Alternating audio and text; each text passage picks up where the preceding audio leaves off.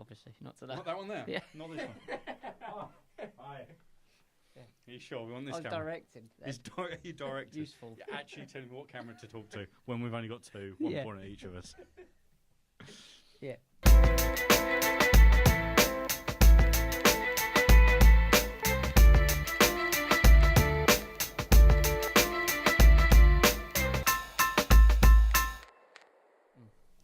Hi, this is Mark from Success4, and we are here with the How to Build Your Own Roam show. Richie, how are we doing? We're good. We've had an incredible week. We were off fish tanking yesterday. Fish tanking? Yeah. Is that what you call it? Yeah, we did. Yeah. It's a good day. We went and saw this big house with the fish tank to be put in the wall, didn't we? Yeah, all good fun. All good fun. Got to do, It was Got to really keep good. Keep up all these different things. Different Fingers in many things. pies and all that. But yes, that was great fun. Good day out, and I love our day outs because do you know what? When we go on these road trips, it's a really good opportunity just to just spend 3 hours out of the office, no phones or anything like that, and we're able to just talk about everything that's on our minds and sort of plan future and all that sort of stuff. So it's a really good opportunity because when I go on road trips on my own, it's you're driving, it's complete downtime. And it's really hard to make use of that time. I try and make use of it through audiobooks, through possibly catching up on if there's anything in particular I need to learn about at that time. I'll find an audiobook before I leave. But it's really hard to make use of that time when you're just sitting in traffic. And it's like dead time, isn't it? It's complete dead time, complete waste of time and money. And I think this is why it gets to a point where a lot of like successful people are having like chauffeurs and things like that. You can really make use of your time and pay someone else £6 an hour to drive you around. So things like that, it's once you get to that point, it's worth doing. But for me, I'm not there, so it's it's complete downtime. So really good use of the time, just driving along, chatting about everything we want to do and move forward. So that's great. So something I would recommend to people is use your time in between there and there to do something. But to get there, we've got to start small, and that's our subject today. That was called a segue. Small. That was a Segue. I thought that's what you stand on and like. That is also when your monkeys go on them. Yeah. Monkeys? Ever seen a monkey on a Segway? No, but it sounds hilarious. You're in for a treat. That's a YouTube search if ever there was one. Definitely. So our topic today is start small. So Mark, we're going to talk about Mark Zuckerberg later on, and how he started Facebook. But start small. What are your opinions and your views on starting small and how important it is and where it fits in? You've got lofty dreams, but where do you start? Yeah, and I think this goes right back to the, if you remember episode 1 of this, it seems so long ago, but it was only like four episodes ago when we first started talking. And it goes back to the Rome wasn't built in a day. Nobody set out to build Rome, did they? It's probably like we said, there was probably some guy just thought, this is a nice field, and started building his little hut. And from there it grew and grew and grew. Same as like, if you look at old maps of big cities and things like that, there's just like a little village there and things. And it's amazing how things evolve over time and people sort of, people just sort of collate in one area and want to all live together sort of thing. And that's a sort of safety in numbers thing. But when you first start out, that's not what you're aiming to do. Nobody thought they were going to build Rome. They just thought they'd just build a few houses, build a few houses, and just and it's just how things grow. So starting out small, when you first start out, it's probably you might not see it as small. You might see it as that's what you're trying to achieve. That's it, isn't it? Yeah. I don't think anybody ever sets out to do these things. And some of the most successful big companies weren't ever going to be massive. I mean, Bernard Matthews, he had like sort of 4 turkeys in his back garden, and it's just, and he was hungry. It's just things like that. And you look at, if you really want a really interesting business. The other day, the most amazing 2 businesses I've ever heard of was a guy who made £3 million in the first year selling out-of-date condoms. Brilliant. Out-of-date condoms. He got a grant to send them out to Africa to help. They've got enough problems. Well, then send them an out-of-date condom. Well, it's better than not having one at all, isn't it? Is it? Well, apparently it's so. Like a lottery. Like a sex lottery. And the other one was making fake testicles for dogs. This is brilliant. And he became a millionaire through making these little solid silicon implants for when dogs get the chop. And there is a reason, because Mark told me about this in the car on the way up to Birmingham yesterday, or down to Birmingham, wherever you go. And I was like, why in the world would you ever need that? But there is a reason, isn't there? Oh, there is reasons, but this guy's reason wasn't the reason we were talking about. Oh, wasn't it? No. His reason was he felt sorry for his dog when he sent the dog in. And Right, but actually, I mean, it's. I thought it was a legitimate. I thought that's why he started the company up, but no. No. He just felt sorry for his dog and didn't want his dog to feel ashamed of himself. Yeah. So he but anyway, thought, So I mean, how much did he make from dog nuts? He's a millionaire.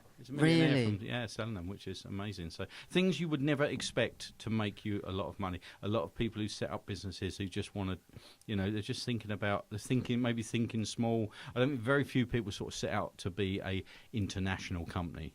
You don't set that up overnight. It's something that grows into that. And we'll come on to our Facebook. But thing that's in a minute, really important, that's isn't it? a prime Because example. you've got a lot of entrepreneurs out there, and I still can't. That word makes me cringe. Yeah. Who are trying to do the next big media company, the next big this, next big entrepreneur. Half of them don't even know what they're actually trying to sell, but they want to be big. They know I want to be big at something. Yeah. But it's the grandiose of it. And by the way, if you're selling. If you're a multi-level marketer, you're not an entrepreneur. No, you're not. Please stop calling yourself an entrepreneur. And if you sell dog nuts and you're a multi-level marketer, if you can make that work, if you can sell, if you can sell dog testicles and actually in a pyramid scheme, you can get Oh dear. Yeah. So, but there is that grandiose thing. But people start, as you say, don't necessarily start trying to be this big entrepreneur. They try and solve a little problem. Try and solve a small problem, and it evolves and grows. And I think for a lot of people, some people are scared of things growing, they actually hold it back. Other people try and grow too quick, and it's if you get that right and your timing's right and you move at the right speed, being part of something like that is it's an enjoyable ride. Well, you're really good at that. You're good at pacing out. I'm not so good at. I'm in a rush to do everything, but you're good at kind of like understanding how. The nuances of this is where you're supposed to be at this time anyway. One of the things I'm a great believer in is something else we were talking about the other day. We had 6 hours of talking there and back, so lots of conversations went on. One of the things we spoke about was this thing where once you know you're on the right path, something's just it's all gonna fall into place at some point soon. And as long as you recognise that the path you're on is the right one, that's. How do you know though? Because you said this to me in the car, and I was like, it actually made me feel a lot better. But how do you know? Well, the thing is, in with what we're doing, so take successful on what we're doing. We could sit back and say, "Oh, we need more customers, need this," and you try and force it, and you start contacting people, and you change the whole ethos of what you're about. We were completely against advertising heavily. I mean, we all need to make some money, of course, but we don't have lots of pop-ups on the website. We don't have lots of adverts. We don't mail shop people. We don't. We try and stay away from all of that sort of stuff as much as possible. Yeah. But if you start doing that sort of thing, all the people that signed up with us because they liked the fact that we didn't do lots of advertising, we could lose. Yeah. So by trying to force the issue, by trying to force it to make it happen, you can actually sort of take a big step backwards. I know what we're doing. I really believe in what we're doing. I know how we want it to evolve and our plans over the next couple of years, and I know the end goal is going to happen. Whether it happens in the next 12 months or the next 2 years is, that's how fast we push it, and and if we push it in the right direction. But I wouldn't want to push it in desperation or in the wrong way. Do you know what I mean? Yeah, and it's just recognising the fact that it's, you know what you're doing is right. Yeah.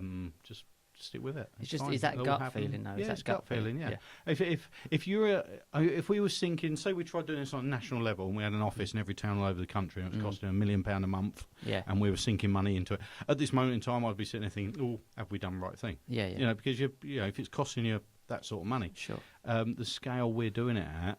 If we just sat here and had a laugh for the next 3 months, it's not a major problem, is it? No. We're enjoying it, and we do. It's fantastic. We've got loads of people coming up and having film work done and that sort of thing. And I know that the end goal is it's all going to come together. So don't try and push it, and just be aware that starting small is probably the best way, because you learn from your mistakes, and when you're learning from mistakes, it's always good to learn from small mistakes rather than big mistakes. Sure, and it's just recognising their mistakes, putting things in place to counteract them, to repair them, whatever you need to do.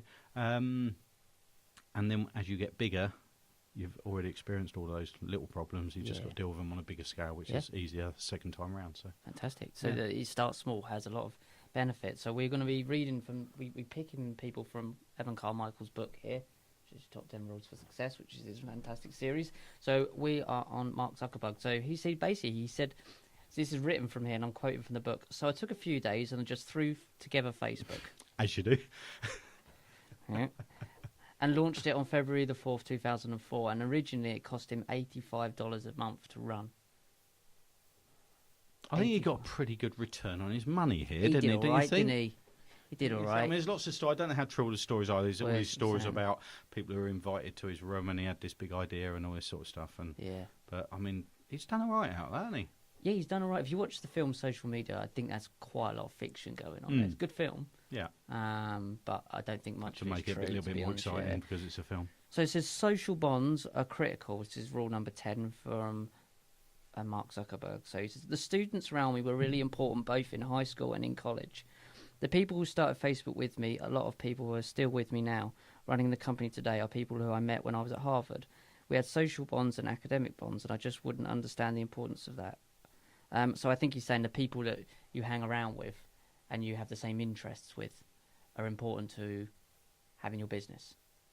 That seems to be what he was saying there. Okay. It's very tied into my whole philosophy and the product that I spend my life building, Facebook, because we just believe that social bonds are critical. Yeah. Well, it's a social media network, isn't it? So if it wasn't critical, then why bother doing it? Yeah, we just wouldn't started, would he? No. But it's just amazing, isn't it, that someone's just started something just as I threw it together. I think the problem was they're quite geeky at Harvard, and I think they wanted girlfriends and gone, let's put a thing together so we can spy on the girls and see what they're up to and who's in which. And then they became like the geeks and inherited the earth. What you're saying at the moment isn't in that book, is it? That's not in that book. No, this is what's going on in your mind. Plucked that out of the thin air, yes. Yeah. But the social, so he's talking about your social bonds. But actually, I think that's very important for what he was doing, but maybe it's not necessarily so for other businesses. No, it depends on the business. It depends on what you're trying to achieve, what the business is. But I just think what I would stress to a lot of people is if you're looking at starting a business, number one, get on and do it. Yeah. Because, there's loads of people, and we've spoken about this before, everyone's got that idea inside them that could make them a lot of money, but it's the ones who actually go out there and execute it that, do well. But also read up on lots of other people. I mean, Evan Carmichael's book's really good just from being able to dive in, have a look, and then dive back out, can you? I would say things like the book for the Dragon's Den, the dragons, things like that. Have a read on what other people have done, because don't think it's been... All these people didn't set a business up and instantly become millionaires and everything was rosy. Some of these people, they've been to prison for tax evasion, VAT. I mean, what's his name? Richard Branson. Yeah. He nearly went to prison. If he was mummy and daddy didn't have a lot of money, mummy and daddy bailed him out from going to prison for VAT fraud. I mean, this was a lot of money in them days when he got bailed out for a lot of money now. But then it was even...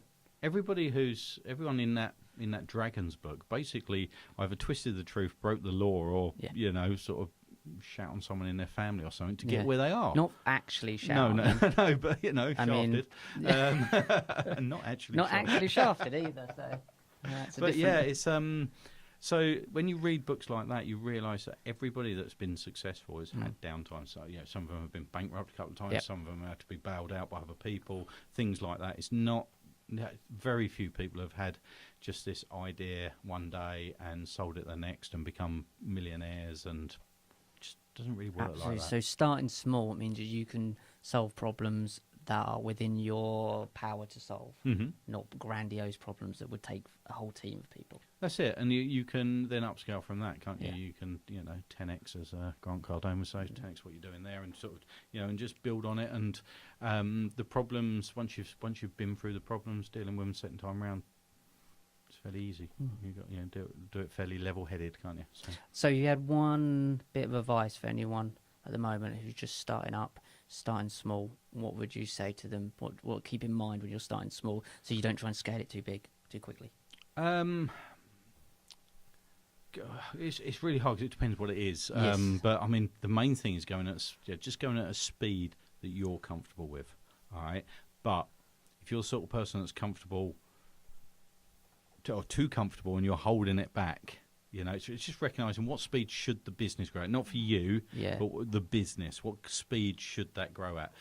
Something like Facebook that had to grow quickly. There'd been no point if there was one guy sitting there sending himself messages. It wouldn't have worked. You had to have a certain amount of people on there to actually make it interactive and fun. Yeah. So it had to grow at a certain speed.